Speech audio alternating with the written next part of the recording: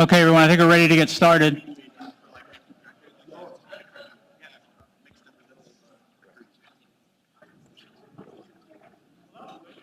Thank you all for being here. I'd like to welcome you all. And first, let me introduce myself. For those of you that don't know me, I'm Skip Benamati, and I chair the Information Systems and Analytics Department here.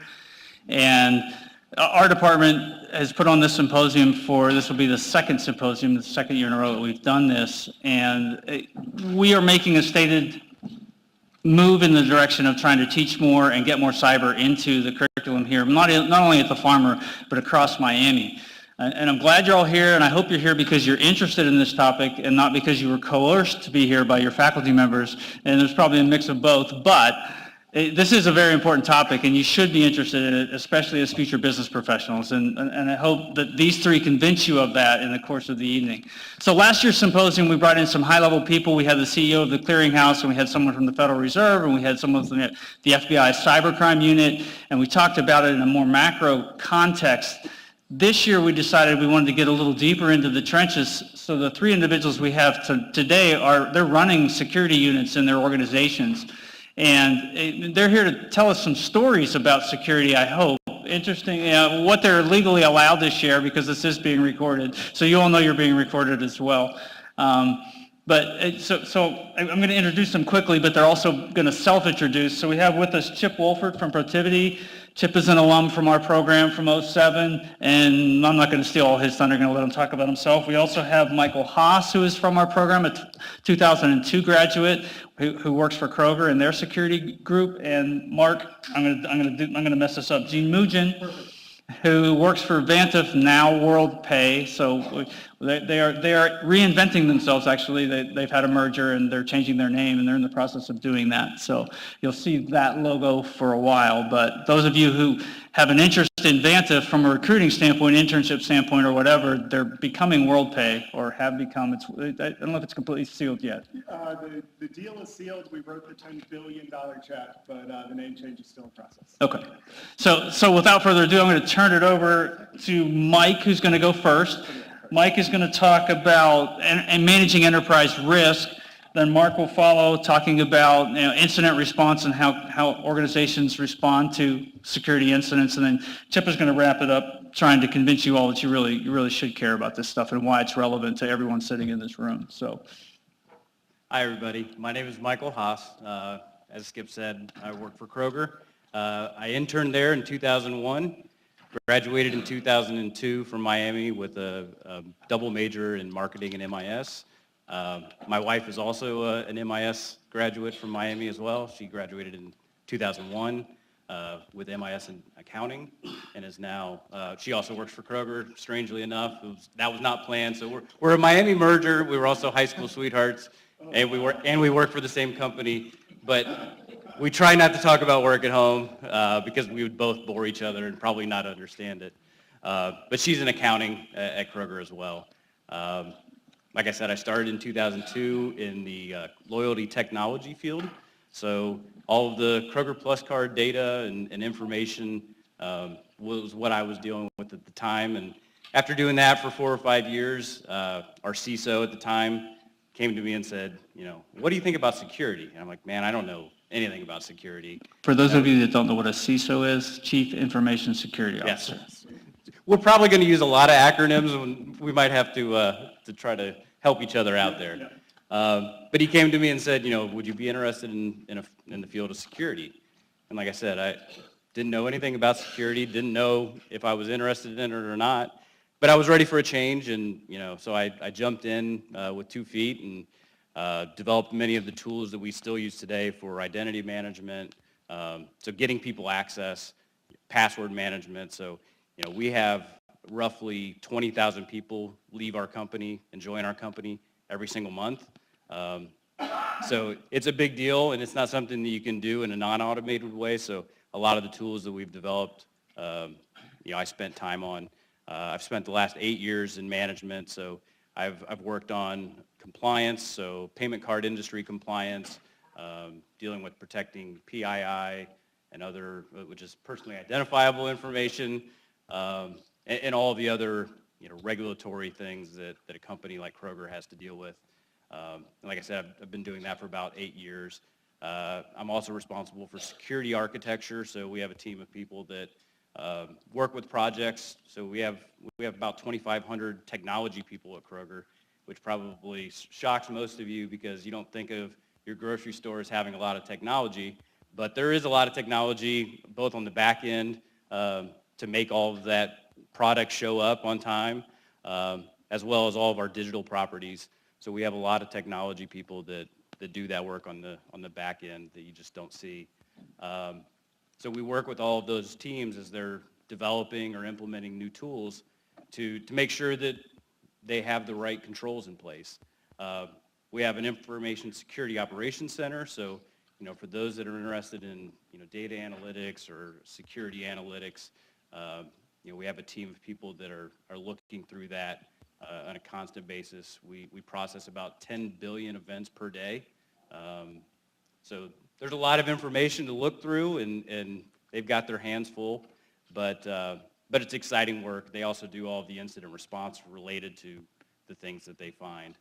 And like I said, all the compliance stuff is absolutely interesting. So I'm going to talk a little bit about, the risks that organizations like Kroger have to face. I think there's a few interesting things that you guys probably didn't realize about Kroger. So Kroger is the #1 gift card issuer in the country. We sell more gift cards than anybody else. We also are the #1 jeweler, #3 jeweler in the country. So Fred Meyer Jeweler, Littman Jewelers, and there's one other one, and I can't remember their name.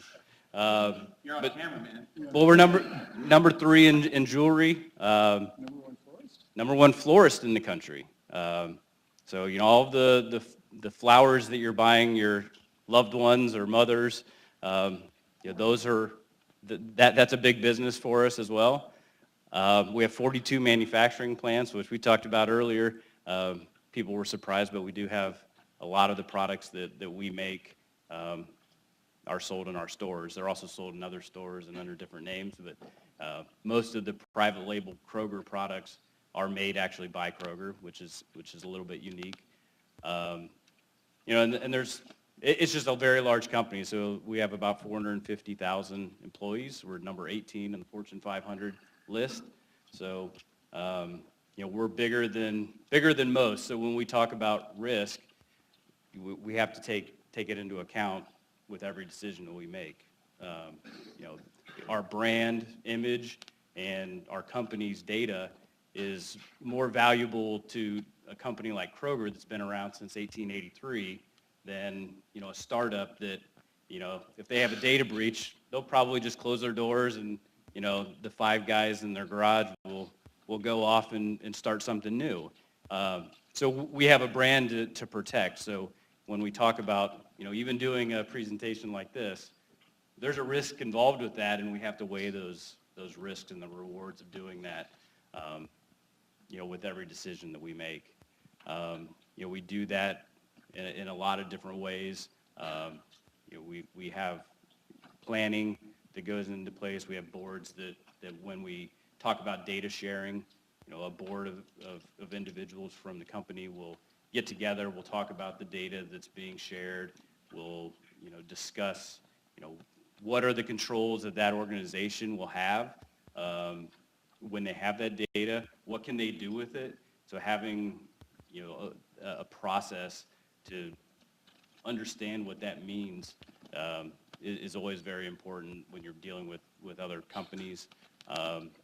We have a huge program to identify risks internally. So phishing is a big thing. Ransomware was a big thing, I think, in 2016, not so much in 2017. But everything comes back around. So, a lot of the things that we see, you'll see every few years that those threats will come back. They get hot again. So we have a program to address those items, identify them early, and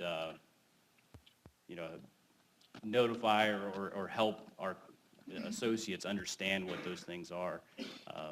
So that's a big part of what our operations center team does is identifying those items and addressing them quickly and helping to build the education around that. So even if you're interested in education, a lot of what security is about educating your users. So especially for Kroger with 450,000 employees, it only takes one bad email that somebody clicked on to bring ransomware or a phishing attack into your network.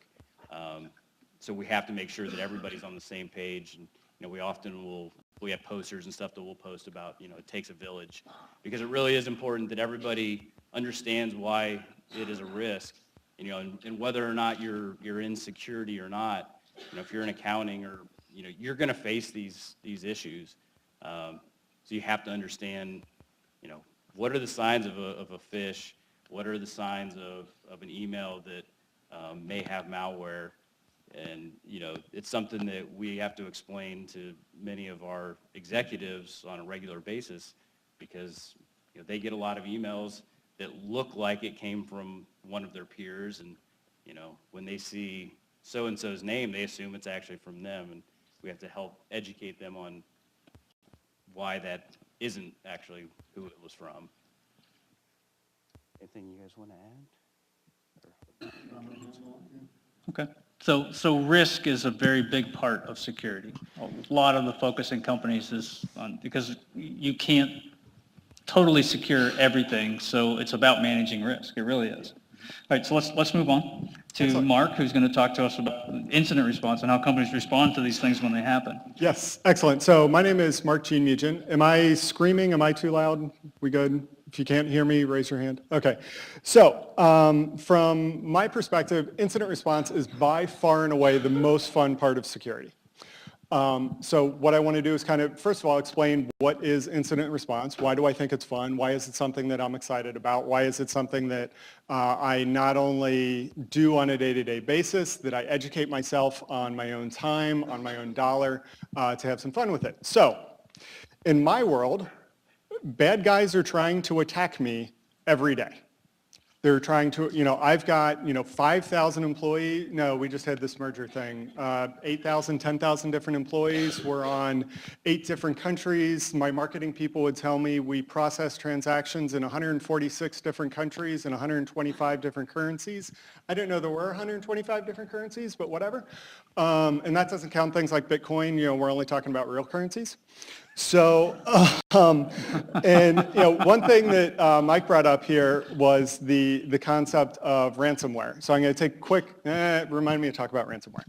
So for incident response, there are bad guys that are trying to hurt me.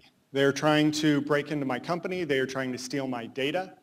They're trying to get presence on my developers' machines to modify their source code. Who's seen Office Space? Please, everyone. If not, consider it required watching before you graduate. So the premise of Office Space is that when they're doing interest transactions, they round down and put that money into a different account.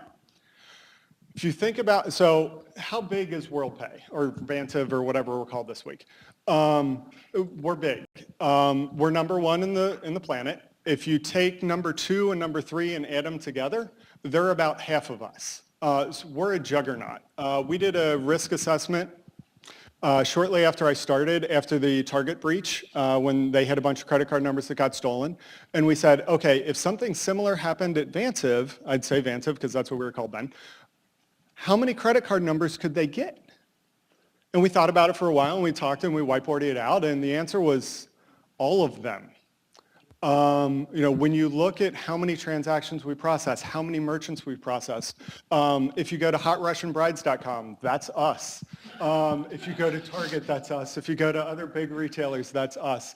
We are everywhere. You've seen the Capital One commercials. What's in your wallet? Me. I'm in your wallet. That's a Vantiv product. So incident response, they're trying to get at that. If they can go into that source code, if they can get on, they can get a developer to click a phishing link, get presence on their machine, and then modify that source code, oh, that's scary. So that's one of the things that we think about. That's one of the things we try and protect. So what I wanted to talk about a little bit, who I am, how I got here. Graduated from the University of Dayton, don't hold it against me. My sister went to Miami, so I should get partial credit. So did an internship with Intel out in Oregon. I thought I really wanted to get into hardware design. And that internship was one of the best 3 months of my life because I learned I didn't want to do hardware design. If I wouldn't have done that, I would have gone into that and been on a very different, very much more miserable career path. I started at Procter & Gamble after I graduated, and they said, hey, we need a team lead for the security group. I'm like, dude, I want to be a team lead. That sounds awesome. So I signed up and did it. No one else wanted to be the team lead because it was security. And that was back in the day. And since then, security has gotten really cool. So what I want to talk about is a couple of the incidents that I've worked, and I'm kind of checking my notes here. My coworker said that I had to talk about one case, but you were going to remind me about ransomware. I'll talk about that now. So it used to be that somebody would click on a link in an email, they'd get some ransomware, and it would infect their machine. And they'd ask for a ransom of $50 or $100 or whatever. And it's by far cheaper to pay that ransom than to try and fix it or recover it. That next phase of ransomware, they would look at your network share drives. They would look at your SharePoint servers. They would look at your SQL servers. They would look at your Oracle servers, and then they would encrypt that data. That got expensive. That's very, very difficult to recover from. And at the same time, people started realizing where that money went. So think about you guys are business majors, right? So think about running a business. How are you guys going to raise capital for your business? You're going to go to VC people. You're going to beg your parents. You're going to beg your friends. You're going to go on Kickstarter. You're going to go on GoFundMe. You're going to raise that money you need to start your business. There are all kinds of opportunities that you guys have just because you were born in the United States and some of you, I'm actually guessing a lot of international students in here, you guys are going to school in the United States. You guys have an excellent education. You can use that. People will fund your businesses. There are lots of places in this world where they don't have those kinds of opportunities. There are lots of business models that to say that they're unethical is something that most of the planet will agree on. They use ransomware to fund their business. And so I have a moral imperative as a security professional to keep that money out of their hands. So as an incident responder, on a lighter note, when we would see people that clicked on those links, got ransomware, we'd reimage their machines, we'd get that malware off, because we quickly learned antivirus sucks. If you've got an AV hit on something, there's probably anywhere from 3 to 10 viruses on there that didn't get caught. So for every AV alert that gets hit, there's other stuff on there. So when somebody comes to me and says, the desktop support guys love to do this. We got this AV alert, we cleaned it, you're good to go. No, you can't clean this stuff. There are so many different ways for a piece of malware to achieve persistence, stay installed on a system, be in those auto runs on the Windows boxes. There's stuff you can do on the Macs. There's stuff you can do on iOS. The only way to get that malware completely off that machine is by reimaging it. So what they've done for the people that were writing ransomware, if you're infected with ransomware, you know it. And you're going to go ahead and do something to get rid of the ransomware. So what they've moved to is what's called cryptojacking or cryptoware. No, sorry, that's not right. Let's go with cryptojacking. The idea is you visit a website. There's a little ad on the website. You guys are used to seeing ads on websites, right? It's kind of annoying. What they'll do is use your computer to mine cryptocurrency. So they'll mine Bitcoin, they'll mine Monero, they'll mine Ethereum using your machine, and then all the profits from that go to whoever bought the ad space. Really kind of an ingenious thing. As an incident responder, what's kind of cool, I don't have to reimage for that. All I have to do is go into my web filters and block that site. People can't go there. Life is good. It's kind of a game of what we call whack-a-mole because there's no way you can actually prevent all of them. But we do what we can. So while I'm talking about that, the thing that you get into in incident response is always conversations with your human resources department, and they want to look at what we call inappropriate internet use cases. Let your imagination run wild. And so my favorite case that I worked on here, there's a feature on Windows called volume shadow copies. Mac has something similar called Time Machine, and basically it will take a snapshot of your machine periodically throughout the day, throughout the week, throughout the month, and save those snapshots. So what we were able to do is look back in time on this guy's machine. We saw the user downloading inappropriate material. We'd see him uncompress the zip archives. We'd see him organize his files, his data files, download new zip files. And then there was this process, there was this workflow. This wasn't a one-time thing. And we go to the guy and say, hey, we see all this data, it looks like some shady stuff's going on. And the guy's response was, my wife and I went out to dinner, my son had a school project, I gave him the password for my work machine and he could use that. Okay, that violates a different policy, so now we've got two things to worry about. And when I heard this back from HR, I wasn't there for the interview, I'm like, no, that's patently false. There's a workflow, there's a process. We see this guy doing this over, I think it was 3 months. And what was key in this case is that the employee was lying. If the employee would have just come out and said, hey, this is what I did, okay, cool, we'll work with you, we'll do what needs to be done, it would have been a slap on the wrist from HR. But then once you start saying, volunteering that you admitted a different policy, okay, now I've got a different problem. You're lying to HR, you're falsifying business records. It turned out that this was someone that then put in their notice rather than continuing with the HR. So the company lost a pretty good employee because they weren't willing to tell the truth. So when you end up in those situations, the moral of the story on that one, your security guys are generally good. You've got good security people out there. If you listen to them, if you work with them, there are things that can be done today that are orders of magnitude cheaper than doing it tomorrow. So because we had these backups in place, we were able to gather a lot of information right off the bat, and this was a pretty cheap kind of thing. If we wouldn't have made that basically free configuration change to enable the automatic backups, we would have been in a much hairier situation. I do want to I'm running out of time here, so I want to bottom line a couple of things for you.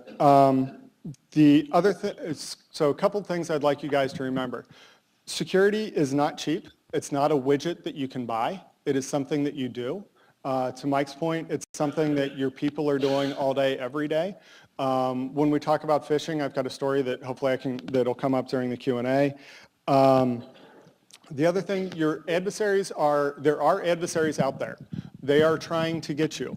A lot of people think, oh, my company's too small. Oh, I'm just a grocery store, nobody cares. Oh, whatever. No, you have resources that the adversary cares about that they're trying to get, that they're trying to steal from you. So they will keep trying. Once they find out that they can get in once, then you become a more amplified target. They're going to keep trying again and again. So yeah, that's it in a nutshell. I've used more of my time.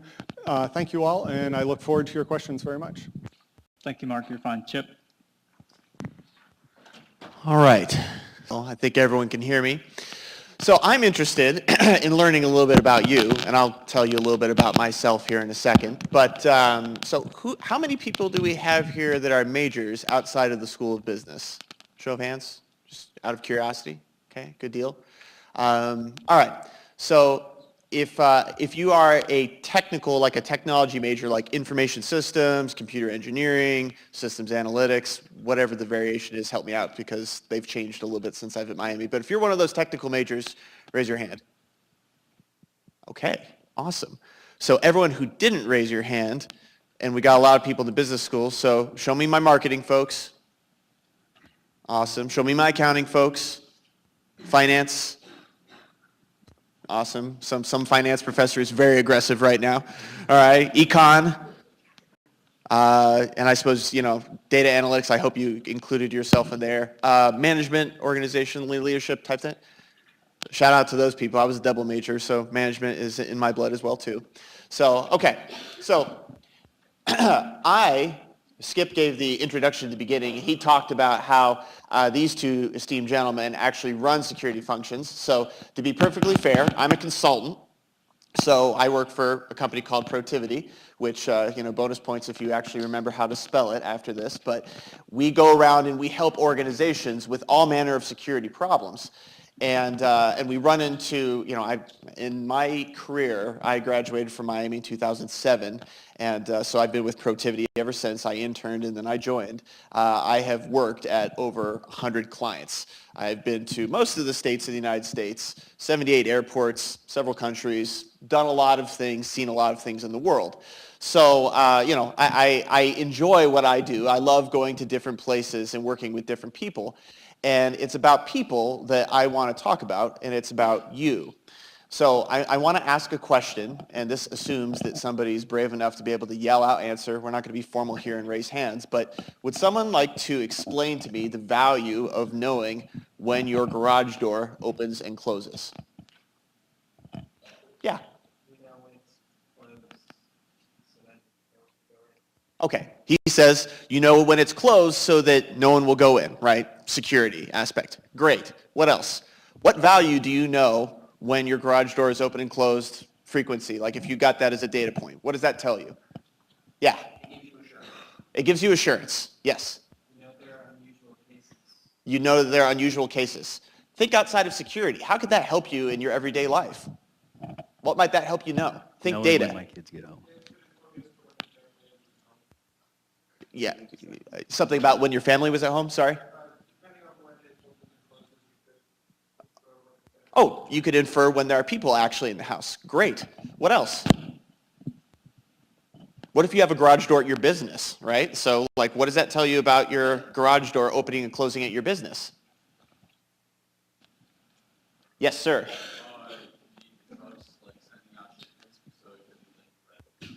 That's a great point, right? Being able to tell that. So, how many of you have a smart device that isn't like a smartphone or an iPad, but some Internet of Things type thing in your house? Smart coffee maker, Alexa, Google Home.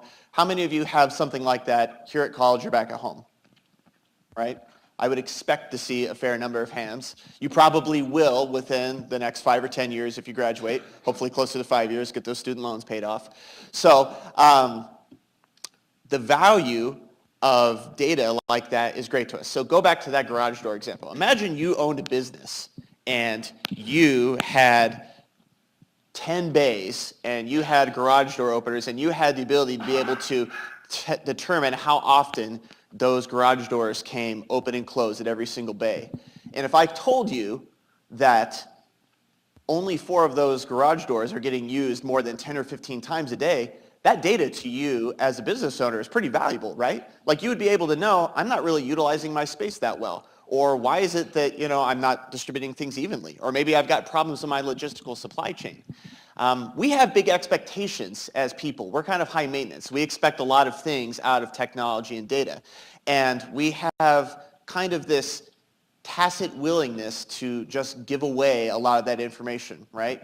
How many of you actually read all of that language that you're supposed to click and accept when you install a piece of software or Google promises to take away a part of your life?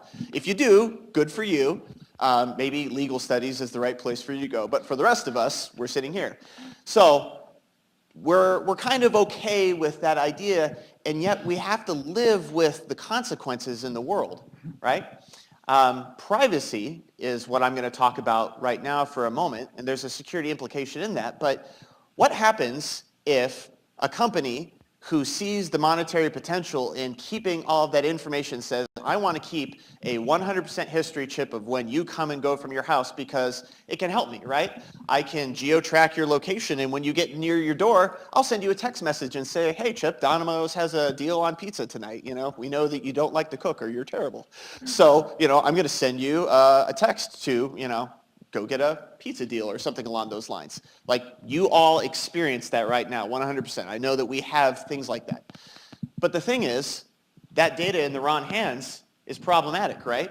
There are other people, as was pointed out, that are interested in knowing whether or not you are or are not at home. They're interested in knowing about aspects of your business tied to revenue.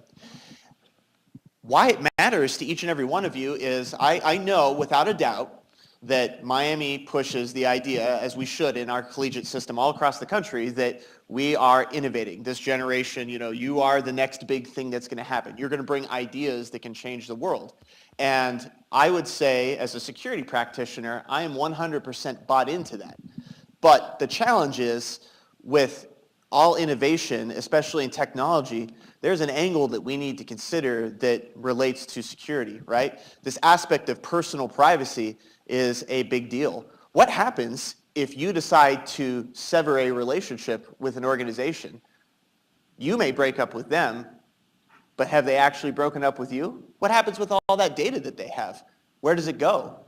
If you called a company right now and you said, Domino's, I'll pick on them, I don't know, I'm being recorded, random pizza place. If you called random pizza place and you said, I don't want you to have any information, I want you to remove all trace of any activity I have ever taken with you, do you think that's an easy thing for them to do? I can guarantee you the answer is no. And you want to know why? I mean, there's more than one reason why. But when you go into organizations, right, our people who are in finance say, so I guess I'll go back to the pizza, or I'll go back to the garage door thing, right? The people in finance say, hey, if we get that information about how quick people, how often they open and close their garage doors, maybe we can, use some additional feature we could give them with their smart garage doors, and we could monetize that by, charging more for features. And the people in marketing say, hey, I want to be able to know which regions of the country people are opening their garage doors, the most, or where there are problems, because we can increase our marketing budget, and we can target there, we can drive sales. And any number of people. And so different people inside of an organization say, I want access to this data. I want to be able to do things with it. And suddenly, personal information about you is getting proliferated across all sorts of systems inside of an environment.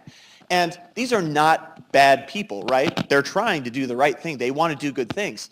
But suddenly, an idea that seems like it's a really convenient and great thing, somebody cuts a corner along the way, and we're left to deal with the consequences. And everybody has to be at least aware of that. You don't need to be a technology or risk expert, right? You don't need to be Mike working, at Kroger, thinking through, all of the risk from a technical perspective. You don't need to be, Mark that has gone through and developed methods for, developing log analytics or, things along those lines. But you need to be aware of what it is, the consequence of what you're talking about. When someone says something as simple as, I'm going to take data on a consumer or a valuable product for your organization, and I'm going to put it into some sort of system or process idea I have, it can have really, really big implications. Implications that can cost company money, it can cost them, put them under, it can destroy lives, right? Equifax is a publicly well-known breach. I would suspect for those of us at least that are U.S. citizens and have credit data in there probably isn't a single person in here that wasn't either personally impacted or directly separated, one person removed from for somebody who was. That's why I think, and of course I'm biased, you would just expect us to say, we're security professionals. Of course we're going to say that it matters to every single one of you. But it really does, right? You don't need to be experts in technology, but what you need to do is have security awareness and thinking. It's about taking what you learn related to systems, because we all do the thing where we know we're smarter than our parents, right? We all know that, they come asking us for technology help and all that sort of stuff like that. The benefit you bring to new organizations is that on campus, in college, at Miami, right, you are exposed to technology and you have a better understanding of what it means to have things in the cloud, right? Miami uses Google, right, standardized for all the platforms, right? So you understand what it means that, I don't have physical devices that hold my data around or whatnot. You can take that innovation with you into organizations, but at the end of the day, somebody needs to be able to help articulate those risks. Now, there are going to be smart people in organizations or consultants that organizations can hire that help do that, but at the end of the day, it can't be just one person against the world, right? We need everybody to be a little bit smarter, a little bit more conscious about that. Now, we can talk, and all of us would love to answer questions you have about maybe specifics about an information security career, but I at least would want you to walk away from that. I don't want anyone to walk away tonight and think to themselves, this cybersecurity business is really something that they only need to worry about over at the School of Engineering or up on the third floor of, the business school with information systems and analytics, because it's just simply not true, right? I don't mean to be pessimistic, but in a lot of ways, we're not exactly winning the fight right now. We're kind of like walking up a down escalator, and at times we kind of sprint and then we take a break and we're going back. There are some pretty hard problems that we're trying to solve right now, and it'll require some pretty tough decisions from us in society, how we handle that in terms of privacy regulation and how businesses address that. And we've got to be part of the conversation. It can't be just something that you wait and let happen, or otherwise before you know it, someone steal your identity or ruin your job or ruin someone close to you. And so it matters. So I think at this point, Mark's got a comment. I just want to build on something you were saying there for just a second. Knowing that I'm speaking to business school people that may be my boss someday, the security is traditionally thought of as a cost center. And one thing that I had a chief security officer work with me on a couple of years ago was how security can enable the business. So at Vantiv, I mentioned that we process for all these different companies all over the world, right? So we have all this data on how people shop, what kind of things well, no, not really what they buy, but where they shop, when, what kind of cards they're using, all this kind of stuff. And our marketing people had this idea of, hey, if Kroger has some ideas about how people shop at Kroger versus how people shop at Target or Walmart, that would be useful data. They could, target, bad choice of phrase, they could customize their sales or, what they put on promotion or advertise. But how do we take that data that we have on how people shop at all these different merchants and make it available to different merchants that we can then sell and do it in a secure fashion? And it was something where when the initial security people looked at it, they're like, there's no way, I'm not touching this with a 10-foot pole. And we were able to, work it through with our legal people, work it through with our compliance people, understand how to do this in a secure fashion, and then make those products, that data analytics, available to, Kroger, I don't know if you guys bought it or what, and, anybody else that we were working with.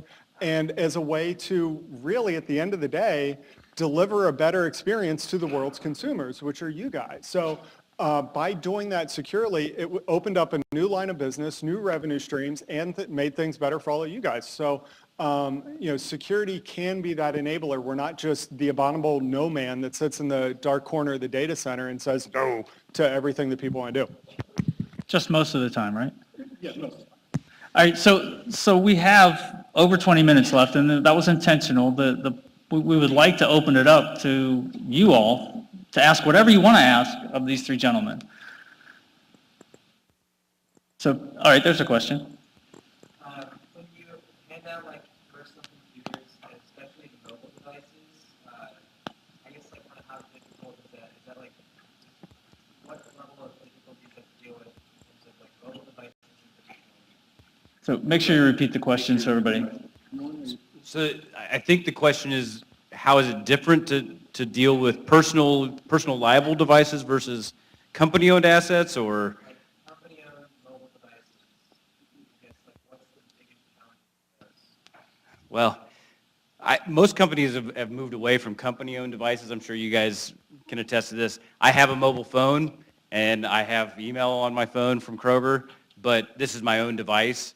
So it's really about keeping those two data segments separated. So it compartmentalizes the Kroger part. So if I leave the company or I lose the device, the user or the company are able to very quickly separate that data and delete it from the machine. So I think, I think that's a problem that, 5 or 10 years ago was a really big problem, but a lot of companies have gotten pretty good about, whatever device you want to use, whether that's a Mac or whether that's your own personal device because you've gotten, you've bought some sweet laptop that you just love. People get enamored with those devices, and I think that's particularly true of the younger generation. The executives, I guess it's probably more true of them now as well. I mean, they don't carry a laptop at all. They mostly are on iPads. So figuring out how to do that in a very safe way allowing them to connect to the corporate network, and do the things that they need to do, even though they're accessing less applications, having that come through in a secure way. There's a lot of tools that are out that the chip would be willing to sell us, I'm sure. That the companies are using to make that much easier. Other questions? What would be one of the hardest aspects of security management in your opinion? Stand out, what's hard to tell somebody, call somebody out, say, hey, you're not doing something right, and that was the hardest part. Okay, so the question was, what is one of the hardest aspects of security management? And you used an example of calling people out. As business school majors, one of the things you're going to learn about is the concept of delivering bad news to power. And as a security professional, there are times when, Mike made a reference earlier, it's actually before we went live, on talking to the board. And thankfully, I don't have to do that, but we do have other people that do. So it's my job to go to our chief security officer, go to our compliance people, go to our legal people, and kind of say, this is wrong, and it needs to be fixed. I can't fix it for you. I'm just don't kill the messenger. It's just me. And it may the budget to fix. One of the projects I worked on was we were trying to figure out if we were going to have to make a claim on our cyber insurance to fix this particular problem.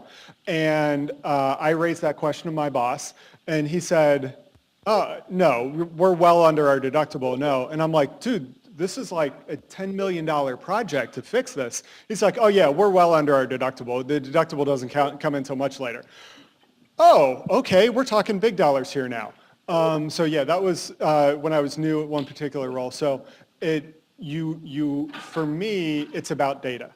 If I go into a conversation knowing that I've got data to back me up, knowing that I've got a logic tree that says, 1, 2, 3, 4, 5, I can understand what that adversary did, I can trace things through, then that's how I go in to justify. But for each person, it's going to be a little bit different. And depending on what executive I'm talking to, I have to tailor my message to that executive. But certainly delivering bad news to power is definitely one of those things that make public speaking makes some people nervous. Talking to, however many hundreds of people are in here would make people nervous. That's nothing compared to going to your boss's boss's boss on a bad day and making it even worse. Yeah, I would say for me, one of the hardest things is, telling people a different way to do something. So they'll come with an idea, and Chip mentioned this before, we're trying to enable the business to do what they need to do. But sometimes they come to us with really bad ideas when it comes to us from a security perspective. So, not saying no is hard. Not being that guy in the data center that just says no every time it is a hard thing to do. So coming to them with solutions to make what they want to do a reality, but do it in a secure fashion, to me that is the hardest part, because we're in the business of selling groceries. We're not in the business of, telling people no, or not selling groceries. And so finding ways to say yes and having a culture of yes, but here are the things that we need to do before you can get there. So I'll ask a question of you. So, Miami, Lux program, studying abroad. So who's traveled to Europe? Yeah, got some. All right. What's different about how people use credit cards over in Europe than over here? Yeah. Right. So they always have the chips. And experientially, how is it a little bit different from us? What goes with that? They put the card in the chip, and then what happens? They actually have to enter in a PIN. Okay, so we just got chips here in the United States, but what's different for us? Yeah, we don't have to enter a PIN. So think about for a moment, my answer to your question is balancing convenience or usability versus security, right? Does anyone know why having a PIN number along with that chip is a potentially good idea? Because if somebody steals your card, they probably don't know the PIN. And if somebody has your PIN, they probably don't have your card. Exactly, right? He said if somebody steals your card, they probably don't have the PIN, so they can't use it, or if somebody figured out your PIN, they may not have your card.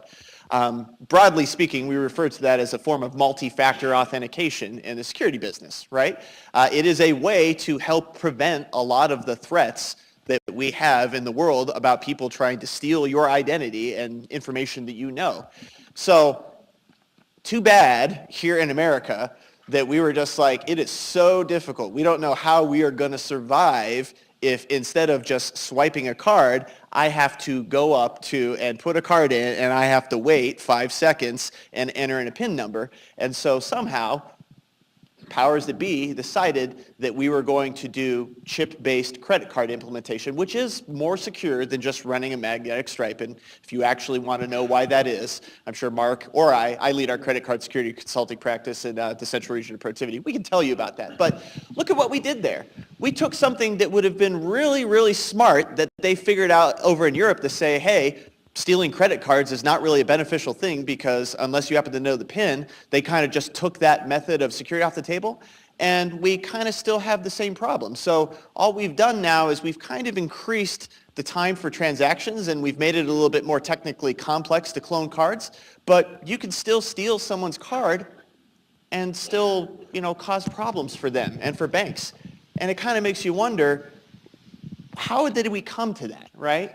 It's because however we were making that decision, usability kind of won out over security. And there are some instances where that's an appropriate thing, right? We've got to send security back to the drawing board and say, you've got to figure out a way to make this easier because what you're proposing isn't going to work. And there are some cases we look at it and say, look at what you gave up just to make something a little bit easier to you. When I was talking about the sacrifices we need to contemplate in society and how we look at things, that's part of it. If we just collectively agreed it takes us 5 seconds more to check out at Kroger, we probably would never have to worry about somebody physically stealing your card. And yet, here we are. That's still a problem that we deal with in 2018. Other questions? In the back, speak up.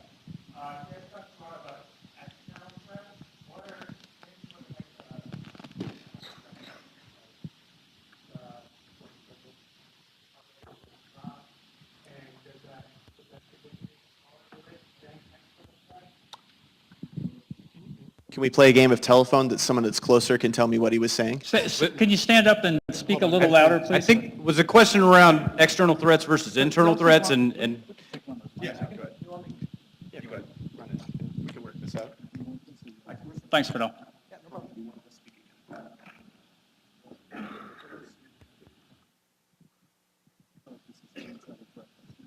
It is. Yeah, compared to external threats, how important are internal threats when it comes to risk assurance? And how does fraud play into that as well? Yeah, I was just going to say, so a little bit of homework for everybody. If you haven't ever read it, the Verizon Data Breach Report is very interesting reading. The front of it, I think, is actually like a cryptogram that you can. It's got information in the picture on the front that you can try to figure out. But the DBIR comes out every year, and it talks about just that. I mean, what external threats, internal threats. Where are they coming from? Is it skimmers? Is it ransomware? Is it phishing? And internal threats really is not a problem. Maybe for some organizations, but I mean, according to Verizon, it really has amounted to very few data breaches over the last several years. Probably 10 years ago it was higher, and you've really seen that trail off. Ironically or interestingly enough, when you have contractors, they are like the least likely to actually have caused the problem. And I don't know if that's just out of fear of becoming unemployed or what that is, but insider threats have gone down drastically. And it may even be that external threats have just gone up so much that, as a percentage, they're lower, but as an actual number of incidents of insider data loss, it really hasn't changed much. Yeah, I was going to say, ironically, I was this morning giving a presentation to a different group in Evansville, and we had the statistics up there. So I think as of 2017, I want to say 80% of breaches that they tracked and, between what they personally investigated and what is publicly known were tied to external threat actors. Now, just to be clear what we're saying there, that means someone external to your organization is the one perpetrating the attack. Now, how they get in, that happens all sorts of different ways. They may get in by something that's externally facing, by breaking into a website, or they may get in because they dupe you into clicking a link on an email, or they may figure out some way to get in from something that's inside the company's network. So don't get confused by thinking that all external threats just, hit our internet-facing systems and we don't have to worry about what you and I do every day when we use our systems inside of the network. But, this business that sometimes people think that, there's just a ton of collusion going on, whatnot. It happens, and when it does, it's painful. But by and large, as the person who does incident response, I'd be interested to see where you say all of your malicious traffic is coming from. Yeah, so I'm not going to answer that one. I'm going to claim trade secret on that one. But what I will say, Mike referenced the DBIR from Verizon. There's also a company called Mandiant that publishes a report called M-Trends. As an information security professional, you have to pretend to have read both of those every year. One of the things that strikes me, Verizon defines a breach in a very particular way. That's your insider data going outside. And so insiders, they don't do a whole lot of that. But if you guys remember, there was an issue with the San Francisco BART, their public mass transit system a couple of years ago, where a system administrator got fired and was able to shut down some trains. So, is that a breach by definition for Verizon? No, definitely not. Did that inconvenience, a few million people in San Francisco? Most definitely. So the insider threat is very real, but what's really cool is that it can be dealt with by business school people. As a security professional, there are a lot of, I tend to think about technical ways to solve problems. You guys think about fraud. You guys think about how do you mitigate risk? How do you have dual controls? How do you make sure that, collusion is minimized? Those are the ways you deal with insider threat. So that's a great way for the business school people, the security people to really partner on dealing with some of these kind of things. Other questions?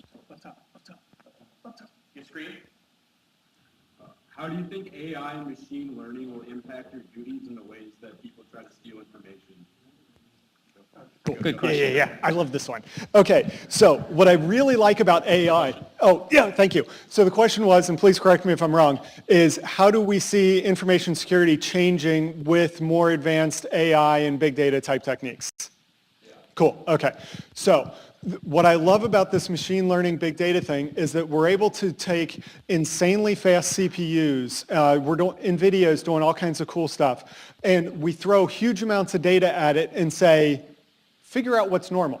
Now, I'm not a data science person. I understand it's a little more complicated than that, but that's what you guys have your big data symposium coming up too, which I'm actually kind of interested in. But anyway, as an information security person, we deal with huge amounts of data. You mentioned you have 10 billion events per day, I think? Yeah, we're similar. So I love the idea of being able to feed all that data into a machine learning system that's going to start to figure out what looks normal.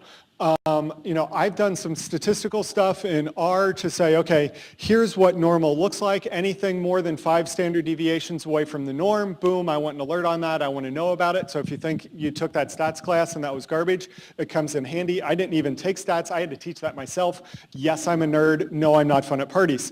So, when I think about what we can do with AI, what we can do with machine learning, I'm really excited because I have 6 people on my team, and a lot of them take reports out of a log management tool every day and read through 15 or 20 pages of stuff that happened that we don't take any action on. It's just benign activity that looks a little weird. I want a system that can do that for me so that my analysts, my humans, my brains can actually use those brains and do magical things. Because right now, I've got a lot of people that are just getting drool on their keyboards because they have to do all this garbage stuff. So I'm really excited. I love to see what the generation I'm talking to right now is going to do with some of that to enable my people to do awesome things rather than get drool on keyboards.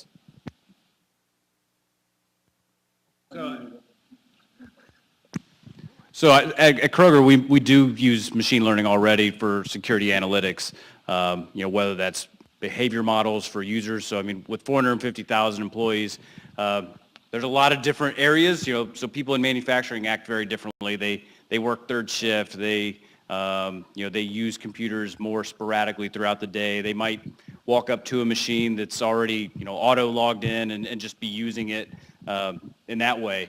We have people that work all over the company, or all over the country. Some may come in through VPN, but, and some may come into an office, but they typically over time, they will do things in a very repeatable pattern.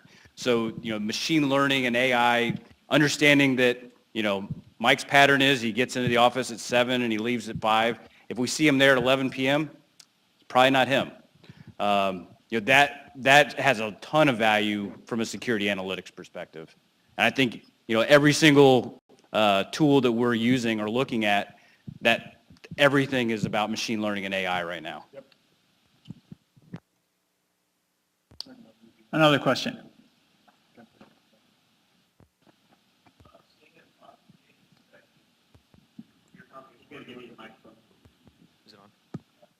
Seeing as cloud computing is taking your company's workload and giving it to someone else to process, do you think that cloud computing is more of a security risk than owning your own hardware to do the work? Yeah, could you repeat that and hold the mic closer? Because I think they missed the end of the question. Do you think that cloud computing is more of a security risk than having your own hardware to do the work? From a security perspective, is cloud better or worse? Is that your question, essentially? The Effectively. answer is yes. Yeah, I mean, it's all about implementation, right? So when we talk about security, whether it's AWS, whether it's Azure, whether it's GCP, Google Cloud, or whether it's, I'm leaving out 100 other vendors that are doing cloud, but it's all about implementation, and a lot of that is left up to the company, right? So Kroger could go to GCP or Azure or AWS and implement it really badly. But we can do that in our own data center as well. I mean, the thing about cloud that I think gets lost on a lot of people is it sounds like this magical place where there's unicorns and kittens and all these things that just happen automatically. Well, that's not really reality. It's just computers in somebody else's data center that you don't own. So people at the board level, I think, have gotten enamored with it in a lot of cases, and so a lot of companies are looking at it. And in some cases, there are real, very practical reasons why the cloud is more relevant. If you need 1,000 servers tomorrow, well, you know what? I can't get 1,000 servers in a data center tomorrow, and there's really no sense in me buying 1,000 servers if I only need it for that one use case, right? Black Friday sales is a great example where a lot of companies will go to a cloud platform for Black Friday because they need a lot of extra capacity that they won't need any other time that year. But again, it all comes back to the implementation and whether or not it was implemented correctly or not. The cloud platforms have great security tools. Most of them do it really, really well. But to what Mark was saying before, when you talk about risk and you say, well, how many credit cards could they get? And the answer is all of them. If everything is in the cloud, guess where all the attacks are going to be? And the one other thing I would say to that is, everything Mike said on point. At the end of the day, the cloud just really allows a lot of processes. It allows companies to be more agile and nimble and allows them to do things that they can't do. So guess what? If you have a bad process and you put it in something that makes it go faster, what's the end result? Faster, bad process. Yeah, a faster, bad process.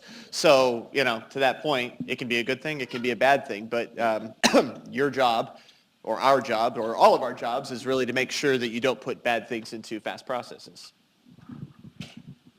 We have time for one more. Any burning last questions? There we go.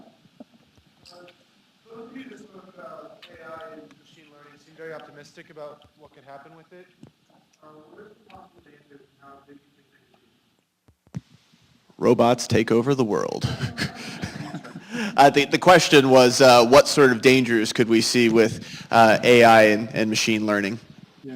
So definitely am I worried about my Roomba attacking my kittens? No.